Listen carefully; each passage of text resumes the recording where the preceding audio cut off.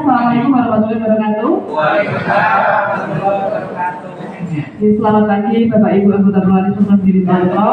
Kembali lagi di pertemuan rutin Prolanis dengan edukasi kesehatan di bulan Juli ini. Di bulan Juli ini Puskesmas Diri Tantro kedatangan dokter isip yang baru. Nah, mulai yang ini, yang dokter isip yang kemarin sudah selesai, nanti ada dokter isip yang baru biar berkenalan sendiri ya.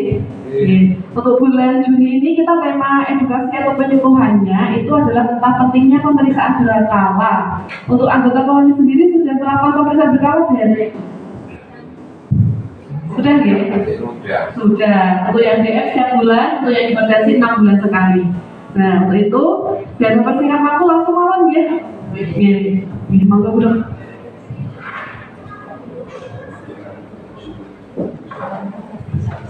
Terima kasih. Assalamualaikum warahmatullahi wabarakatuh. Selamat pagi Bapak Ibu sekalian. Pertama sebelumnya nama saya Dr. Safira Sabda. Saya salah satu dokter internship yang baru memulai bekerja di sini sejak bulan Mei akhir kemarin. Ya, jadi kebetulan penyuluhan pertama saya, mohon maaf kalau ada kekurangan sebelumnya. Di sini saya akan menjelaskan materi tentang pentingnya pemeriksaan kesehatan berkala. Kenalannya dulu dong. Orang dari mana? Yang lengkap itu. Iya, saya aslinya dari Bandung, Bapak Ibu sekalian. Kebetulan untuk penempatan tugasnya mendapat di Wonogiri dan untuk puskesmasnya mendapat di Diri Tantro ini. Sebelumnya juga mohon izin saya belum bisa berbahasa Jawa, jadi saya izin menggunakan bahasa Indonesia ya. Sebelumnya, seberapa sering Bapak Ibu sekalian berobat ke fasilitas kesehatan? Apakah saat ada keluhan saja atau memang selalu rutin? Jadi ya, karena kan pada masyarakat umumnya ada beberapa orang yang berobat ke fasilitas kesehatan itu hanya saat ada keluhan, hanya untuk mencari pengobatan dan mengetahui sakit apa sih sebenarnya. Tapi perlukah kita sebenarnya pemeriksaan kesehatan secara rutin? Untuk pembahasan hari ini ada 3 terkait medical check up atau pemeriksaan kesehatan secara berkala, manfaatnya, dan pentingnya pemeriksaan berkala pada pasien dengan penyakit kronis seperti penyakit diabetes dan juga hipertensi.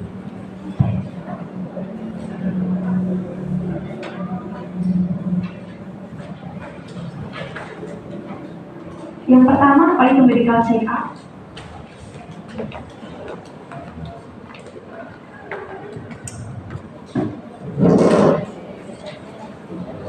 Medical check up atau pemeriksaan kesehatan berkala adalah rangkaian pemeriksaan kesehatan yang dilakukan secara rutin untuk mengetahui status kesehatan seseorang. Kenapa perlu dilakukan secara rutin? Karena kita tidak pernah tahu ya kapan datangnya penyakit itu ke tubuh kita, dan ada beberapa penyakit yang tidak menimbulkan gejala. Jadi rasanya sehat, namun ternyata mungkin gejala jika dalam kita lakukan pemeriksaan lebih lanjut ada suatu penyakit.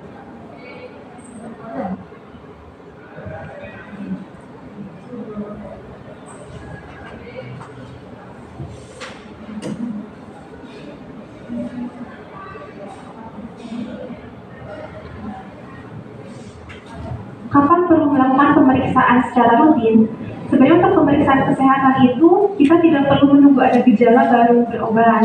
Pada beberapa individu yang memang sudah merasa sehat itu pun disarankan atau memang sudah tidak ada salahnya untuk melakukan pemeriksaan kesehatan. Jadi tidak perlu menunggu ada gejala. Pada beberapa individu yang memang memiliki faktor risiko terhadap beberapa penyakit tertentu, sangat disarankan melakukan pemeriksaan kesehatan rutin meskipun tidak ada gejala.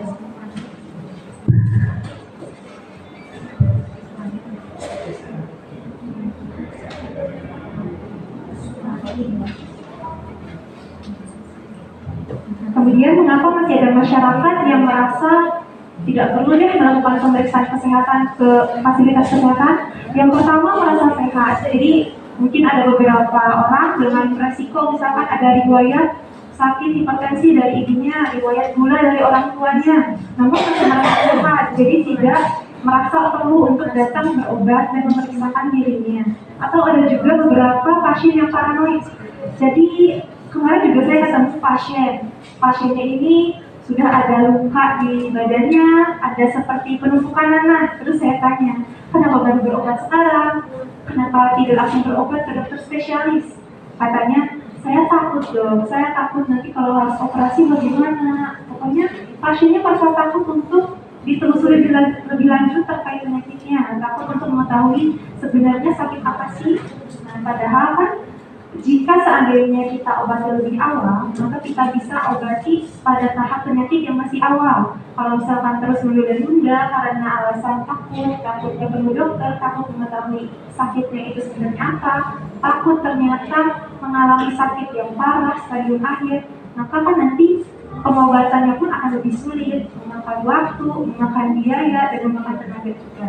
Jadi, apa salahnya kita melakukan pemeriksaan kesehatan secara berkala meskipun ada gejala?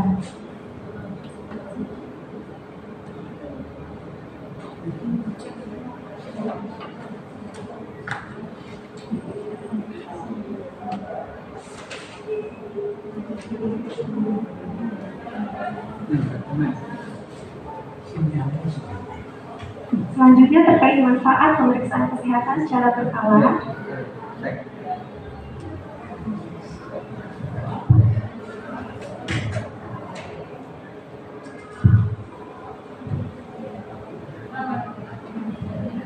Mungkin Bapak Ibu sekalian sudah sering dengar ya, mencegah itu lebih baik daripada mengobati.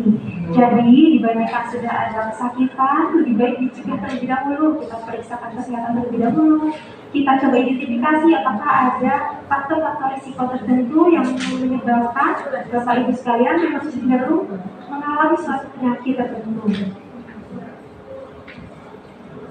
Untuk manfaat dari pemeriksaan kesehatan secara rutin,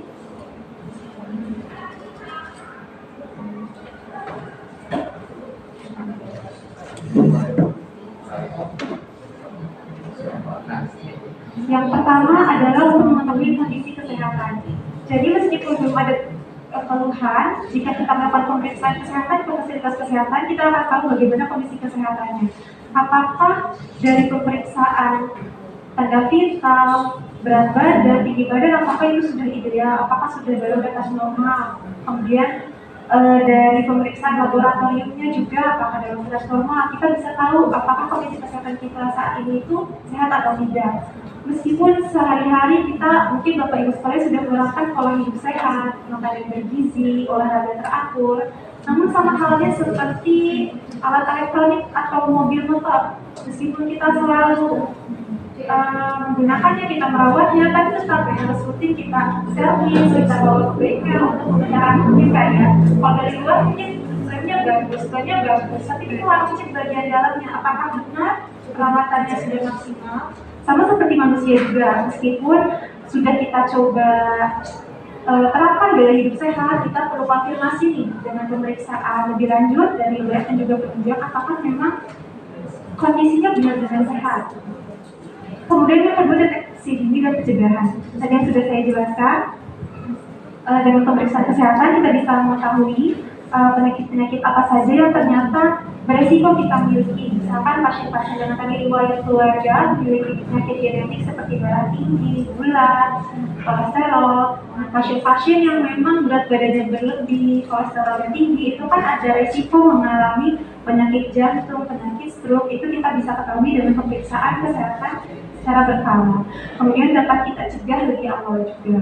Kemudian yang ketiga, penanganan awal penyakit. Tadi seperti yang sudah saya jelaskan, karena jika diketahui lebih awal, maka bisa kita tangani lebih awal dan mencegah penyakitnya ini berlanjut ke tahap yang lebih parah. Karena kalau sudah berlanjut ke tahap yang lebih parah atau stadium lanjut, maka nanti akan menyebabkan resiko kematian atau disabilitas yang lebih tinggi dan juga pastinya menyebabkan kebutuhan biaya medis jangka panjang. Misalkan kalau pasien-pasien dengan riwayat hipertensi namun tidak rutin minum obat, itu kan ada risiko hipertensinya menyebabkan beberapa komplikasi seperti stroke, penyakit jantung, serangan jantung. Itu kan ada risiko sampai rawat inap, perlu tindakan invasif, operasi, dan itu pasti membutuhkan biaya yang lebih besar. Itu jadi jika kita tangani lebih awal, maka biayanya pun akan lebih efisien.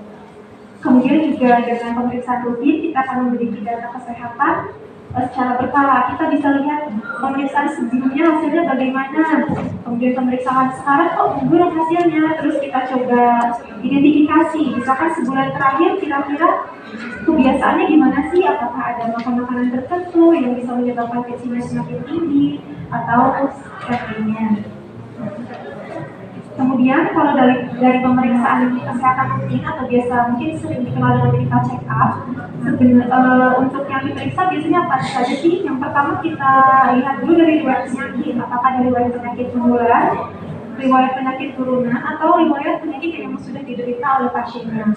Kemudian juga pemeriksaan head to toe atau pemeriksaan luar, kita lihat dari berat badan, karena berat badan ini bisa menggambarkan status metabolis dari seorang individu. Misalkan pasien-pasien dengan berat badan yang berlebih itu kan lebih berisiko mengalami hipertensi, stroke, penyakit jantung, dan penyakit ginjal. Dari tanda vital juga kita bisa lihat, kita kontrol tensinya seperti yang Bapak Ibu sering lakukan ya, jadi cek tensinya. Kemudian juga dari pemeriksaan luar kita lihat dari suara yang kaki. Kemudian untuk laboratorium biasanya dicek untuk darah, biasanya gula, kolesterol, asam gula. Kemudian kalau untuk pasien-pasien dengan diabetes biasanya dicek rutin HbA1c.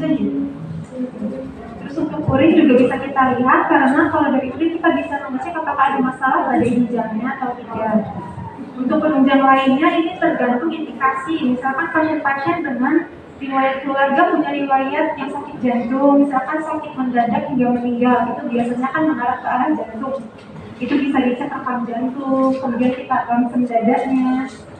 Dan pada pasien-pasien dengan riwayat keluarga yang memiliki kanker payudara, kanker prostat, kanker rahim, itu bisa kita cek juga pemeriksaan laboratorium yang mengarah apakah ada indikasi terkena kanker juga. Kemudian kalau pada beberapa keperluan tertentu, misalkan untuk pasien-pasien yang mau menikah, biasanya kan ada pemeriksaan rutin juga sebelum menikah dan marital.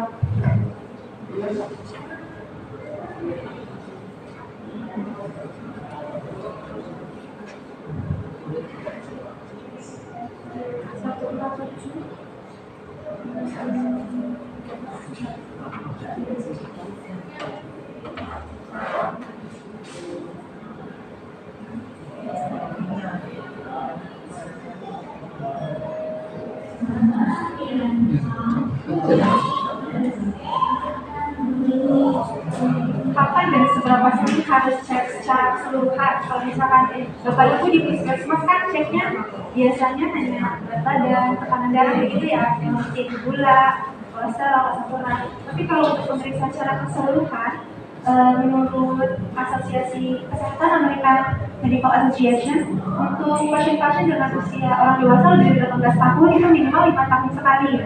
Kalau untuk pasien-pasien dengan usia lebih dari 40 tahun minimal setiap 1-3 tahun sekali. Kecuali kalau pasien-pasien dengan riwayat penyakit di keluarganya, riwayat kanker, riwayat darah tinggi, riwayat gula, itu dari usia 30 tahun itu sudah ada risiko, sehingga disarankan untuk melakukan pemeriksaan secara keseluruhan. Nah, kemudian untuk pasien yang memang sudah terdiagnosis dengan penyakit tertentu seperti misalkan penyakit kronis, diabetes, dan hipertensi, tentunya harus rutin pemeriksaan sesuai anjuran dokter untuk melihat bagaimana respon terapinya. Kemudian kita kaitkan dengan pentingnya pemeriksaan kesehatan pada pasien dengan penyakit kronis.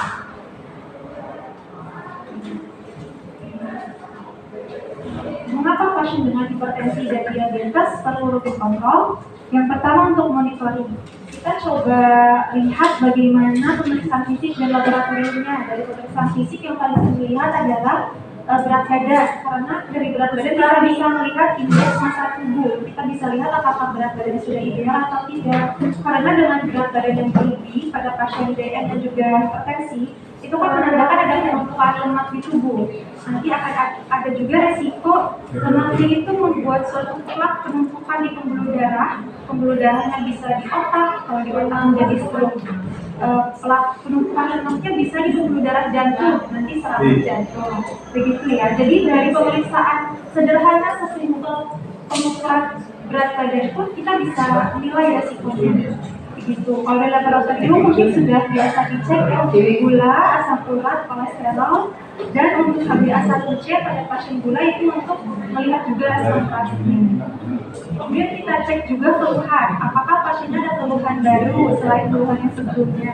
Apakah penyakitnya ini memburuk mengarah ke beberapa komplikasi tertentu, dan apakah ada efek samping obat. Karena kan dari beberapa obat memang ada efek samping ya, beberapa obat misalkan minum antihistamin kadang jadi sering kencing seperti itu, dan nanti kita coba nilai kalau misalkan periksa ke dokter apakah memang efek sampingnya ini masih bisa ditoleransi atau kita perlu ganti obat karena efek samping tersebut mungkin terlalu mengganggu sehari-hari.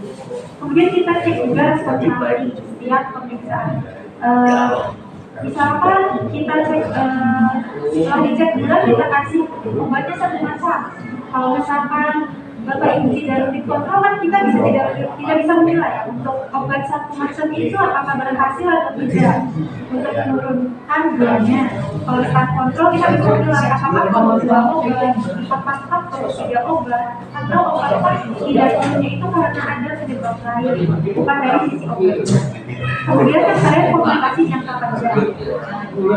Nah, untuk hipertensi dan diabetes yang mana merupakan penyakit kronis, untuk komplikasinya itu mencakup banyak organ.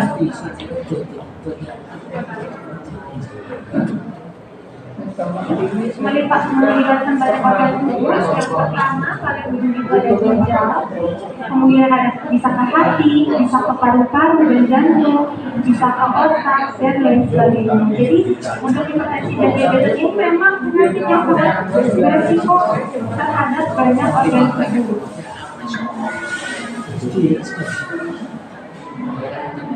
Yang pertama mungkin untuk dari diabetes yang sebelah sana bisa dilihat di gambar. Yang pertama bagian mata ada retinopati diabetik. Jadi kalau misalkan gulanya tinggi, gula ini bisa menumpuk di pembuluh darah. Salah satunya pembuluh darah kecil yang ada di mata. Maka dari itu pada beberapa pasien gula ada risiko misalkan jadi gula, pandangannya kurang seperti itu, atau pandangannya tiba-tiba seperti tertutup telkom. Jadi lapang pandangnya mengecil. Itu biasanya karena ada efek dari penumpukan gulanya itu yang merusak pembuluh darah di mata. Kemudian kalau dari bagian jantung, tadi sudah dijelaskan, penumpukan gula yang tinggi itu bisa merusak struktur pembuluh darah, salah satunya pembuluh darah jantung, sehingga bisa risiko serangan jantung. Kemudian kadang penumpukan gula ini suka menemukan kesemutan pada kaki, karena gula juga bisa mempengaruhi fungsi saraf. Jadi gula-gula ini jika terlalu tinggi menyebabkan sarafnya hantaran infusi yang dirasakan antara saraf itu berkurang, jadi tidak baik lagi fungsi sarafnya sehingga kesemutan, atau pada beberapa pasien yang sudah parah sarafnya tidak berfungsi sama sekali di bagian kaki, sehingga sering pada pasien itu kalau ada luka sebelah kaki misalnya tiba-tiba tertancap tapi tidak terasa apa-apa, nggak sakit, nggak apa, itu karena sarafnya sudah rusak. Saraf yang menerima rasa itu sudah rusak sehingga tidak tahu ada luka, tidak dapat pengobatan, akhirnya jadi bolong.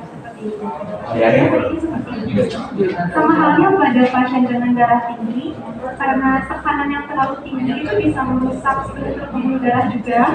Kalau di otak pembuluh darah bisa pecah, bisa jadi stroke. Kalau misalkan ke ginjal itu bisa juga sama. Tekanan yang terlalu tinggi menyebabkan pembuluh darah di ginjalnya rusak. Nanti ginjal tidak bisa menggunakan zat-zat nanti ujungnya mengarah ke gagal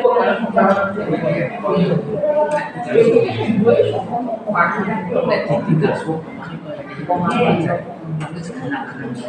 Kemudian tadi sudah saya singgung terkait penyakit ginjal kronis, memang pada masyarakat ini biasanya tidak terdeteksi. Jadi keluhannya tidak apa-apa, pasiennya merasa sehat aja, tiba-tiba saat dicek ternyata fungsi ginjalnya sudah menurun. Fungsi ginjal yang dicek itu biasanya mengeluh dan bereaksi. Sering saya temukan pasiennya hanya mengeluhkan gejalanya ini sederhana, seperti mual-mual, gatal tubuh. Itu kan maksudnya gejala yang sudah sering dirasakan ya.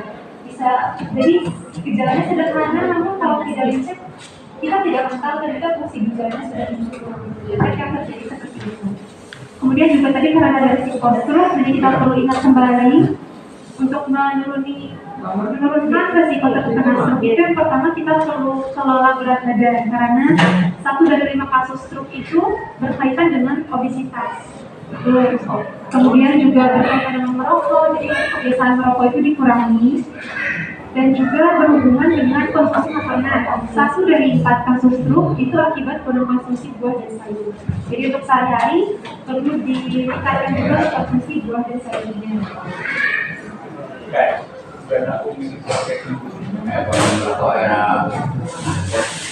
Kemudian yang terakhir tentang penyakit jantung. Tadi kan untuk pasien dengan riwayat muda dan hipertensi itu ada riwayat juga ada resiko alami serangan jantung. Pendapatnya dari tingkat cerdik. Ceknya itu cek kesehatan secara rutin. Jadi telah diusikan untuk cek kesehatannya puskesmas ya. Kemudian E-nya itu menyiapkan asap rokok. Karena rokok ini bisa merusak pembuluh darah juga. Itu. Kemudian R-nya itu rajin aktivitas fisik minimal 30 menit per hari atau 5 hari per minggu.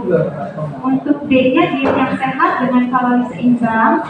I-nya istirahat cukup. Istirahat cukup ini juga berkaitan dengan manajemen stres. Jadi untuk mendapatkan tubuh yang sehat kita harus imbang antara kesehatan fisik dan mental. Jadi untuk manajemen stresnya kita perlu tidur yang cukup juga minimal 7-8 jam per hari. Mungkin sekian penjelasan dari saya. Mungkin pesan terakhir untuk pemeriksaan kesehatan berkala ini dapat mendeteksi penyakit yang lain yang baru belum terdeteksi atau penyakit yang sudah ada apakah berprogresif lebih lanjut, sehingga dengan dilakukan pemeriksaan secara rutin kita bisa menghemat tenaga, biaya serta meningkatkan kualitas hidup. Ya, yang dari saya, Assalamualaikum warahmatullahi wabarakatuh.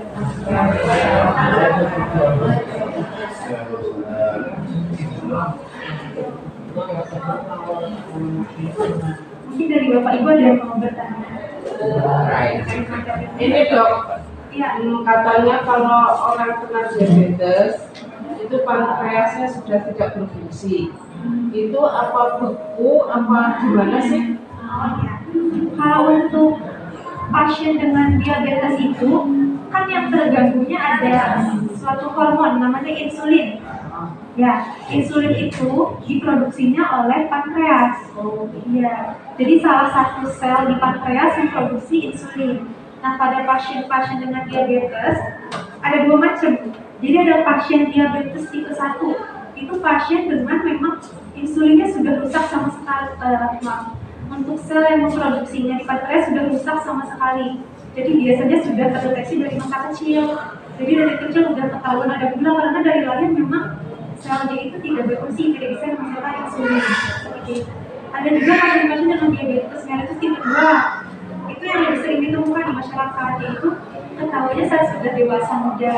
Nah itu biasanya selnya itu masih bisa menghasilkan insulin, namun regulasi secara keseluruhan di tubuh, seperti misalkan selnya ini nggak bisa masuk ke pembuluh darah, selnya ini nggak bisa menghasilkan insulin yang cukup untuk mengubah gula ini menjadi energi. Jadi gulanya bertumpuk di pembuluh darah sehingga gula darahnya tinggi. Seperti itu. Jadi memang benar tadi sel pankreasnya ada yang terganggu, namun memang ada yang rusak secara keseluruhan atau ada yang masih berfungsi namun kurang optimal. Itu tidak bisa dinormalkan lagi gitu. Untuk sejauh ini pengobatan diabetes tidak bisa langsung ke arah kalau tadi kan kalau maksud ibu apakah sel pankreasnya nggak bisa dibenerin aja supaya kita sembuh gitu kan ya Bu ya? Kebetulan tidak bisa.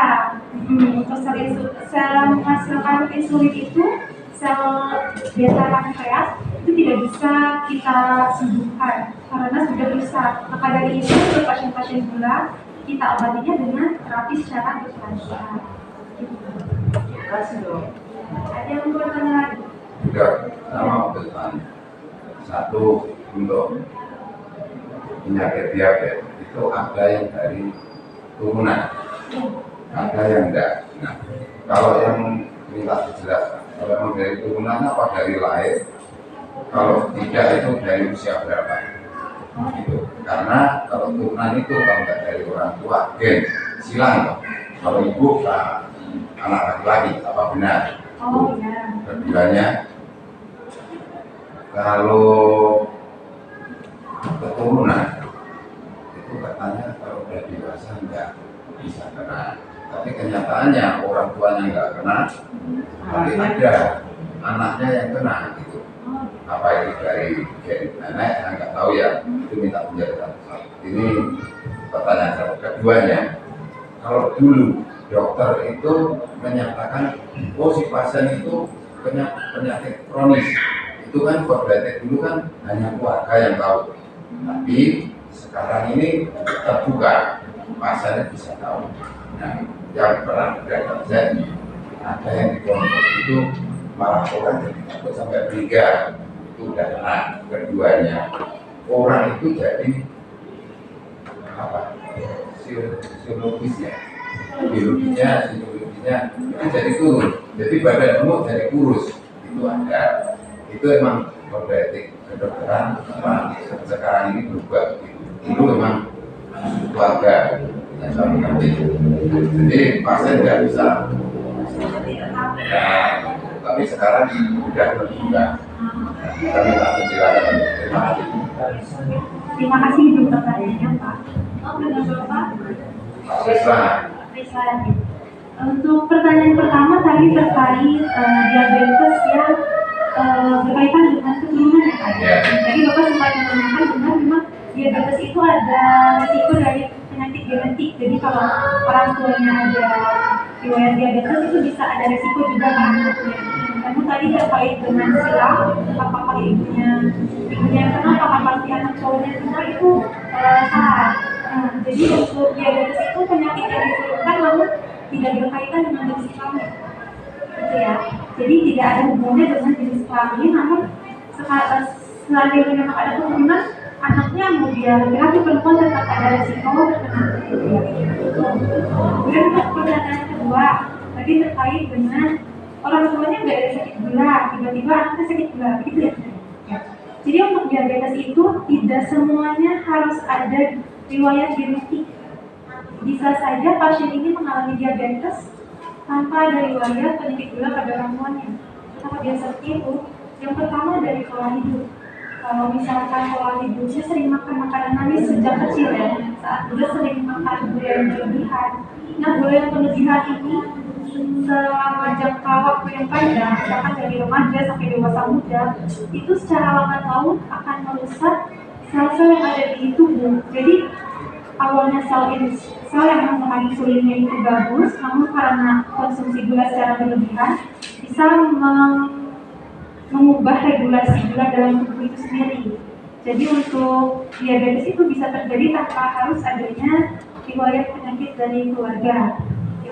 Itu biasanya terjadi karena pola hidupnya, pola makannya, jarang olahraga seperti itu. Jadi tidak harus ada riwayat keluarga.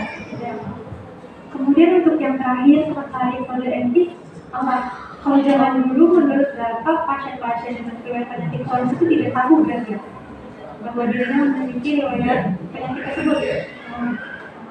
Kalau sepengetahuan saya dari awal saya belajar menjadi dokter begitu ya, untuk penjelasan terkait pasien ini mengalami sakit A, pasien ini mengalami sakit B, itu justru harus diberitahukan kepada pasien, karena kalau pasiennya tidak mengerti dari sakit apa, dia tidak akan tahu seberapa pentingnya pengobatan tersebut, seberapa berbahayanya sakit tersebut jika tidak diobatkan.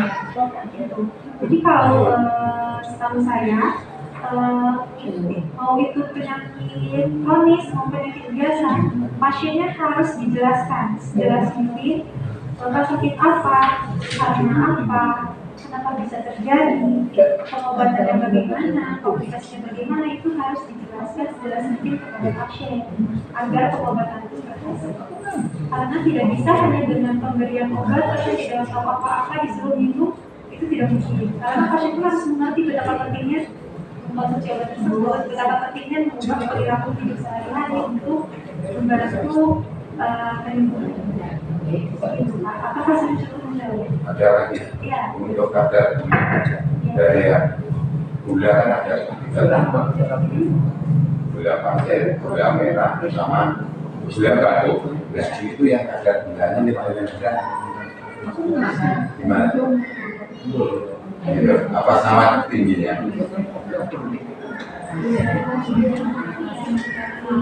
Gula merah ya. Nah ini enggak gula apa? Gula pasir, gula jawa, Gula batu. Mana yang paling untuk baik untuk dikonsumsi orang diabetes gitu. Mungkin Pak, pengetahuan saya ya, untuk pengetahuan saya untuk gula-gula tersebut ada yang namanya kadar glycemic index pada setiap makanan, pada bahan-bahan makanan. Nah, setahu saya, gula itu semua gula kadar glycemic indexnya sama. Ya, jadi tidak ada gula mana yang lebih baik itu tidak ada. Ya, kadar gula tetap konsumsi gulanya harus dikurangi. Baik itu gula pasir, gula batu, ya ada apa saja. Setelah itu kan sudah dirancang dengan kadar gula yang dalam batas aman. Tapi kalau misalkan konsumsi gula sendiri, maksudnya gula sendiri itu tetap tidak boleh karena kita tidak bisa makan sendiri karena gulanya dalam makanan berapa sih? Terus untuk makanan paling enak seperti jeroan gitu. Ini biasanya apa? Untuk diabetes tinggi. Kita ya. Jeroan itu sebenarnya dia yang menyebabkan berbagai untuk pasien gula itu kalau dia tinggi ada asam urat. Nah, asam urat ini jika dikaitkan dengan penyakit diabetes, asam urat ini bisa menyebabkan beberapa penyakit. Yang pertama tadi gula asam urat yang berlebihan itu bisa menyebabkan penumpukan atau membantu di ginjal itu bisa. Nah, kenapa tetap kita hindari obat-obatan gula karena ini kan disebabkan pada gulanya ada resiko karena tadi ginjal.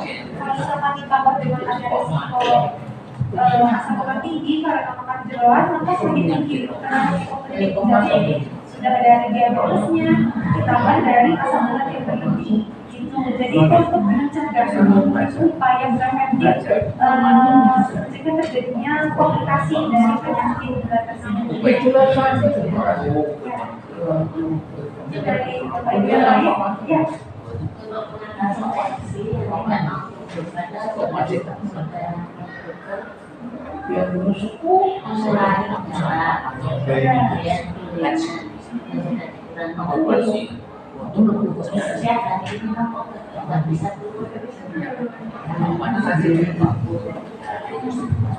Nah, untuk mengatasi tensi yang tidak menurun, memang biasanya mungkin Bapak Ibu juga sampai ya minum obat terus kok nggak turun-turun, memang sudah apa ya, sudah pengertiannya bahwa penyakit tensi ini kan memang tidak bisa sempurna. Kita perlu rutin kontrol. Pada itu jika memang tidak punya kontrol, kita biasanya dokter juga mempertimbangkan apakah obatnya perlu kita ganti. Karena memang pada beberapa individu itu perlu obat yang spesifik. Jadi nggak bisa semua pasien ini kan pasti obatnya beda-beda ya. Karena kita perlu melihat respon tubuh masing-masing. Kalau misalkan tensinya belum turun, biasanya dokter melihat dulu. Kita coba terapi baru, misalkan kombinasi 2 obat atau kombinasi 3 obat. Tapi itu tentu dengan pemantauan ketat, karena dengan kombinasi beberapa obat itu efek samping obatnya pun akan lebih banyak. Jadi meskipun tidak turun, biasanya harus tetap kontrol. Kuncinya tetap sabar dan apa gitu ya, untuk berkomunikasi gitu. Ya, saya minum nomor DP setiap hari saja. Tapi habis diminum itu saya tapi juga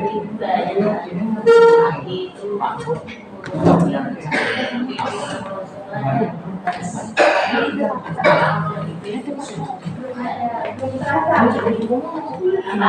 itu biasanya nanti juga dari pertimbangan tiap dokter ya, nanti tiap dokter akan menilai juga secara spesifik dengan kondisi pasien apakah memang efeknya ada kenapa beberapa pasien dengan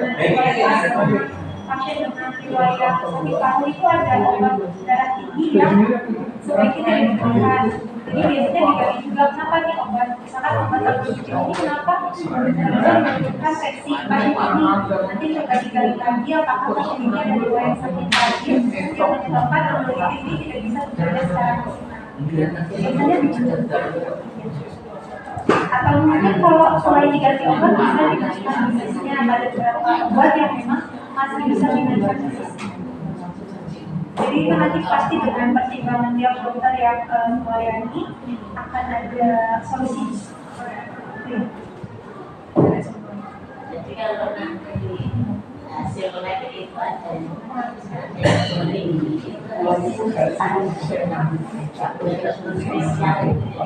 kalau misalnya dari hasil laboratoriumnya saja, itu masih bisa dimasukkan ke dokter umum. Jadi dari dokter umum dan menilai apakah diselesaikan seperti ini, masih bisa ditangani di fasilitas kesehatan primer atau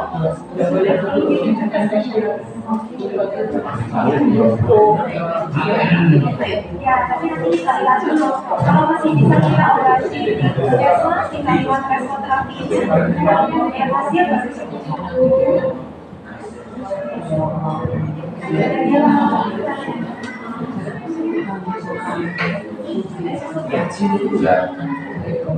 kalau begitu saya tutup sesi perjuangan ini. Mohon maaf jika ada kesalahan atau kekurangan. Wassalamualaikum warahmatullahi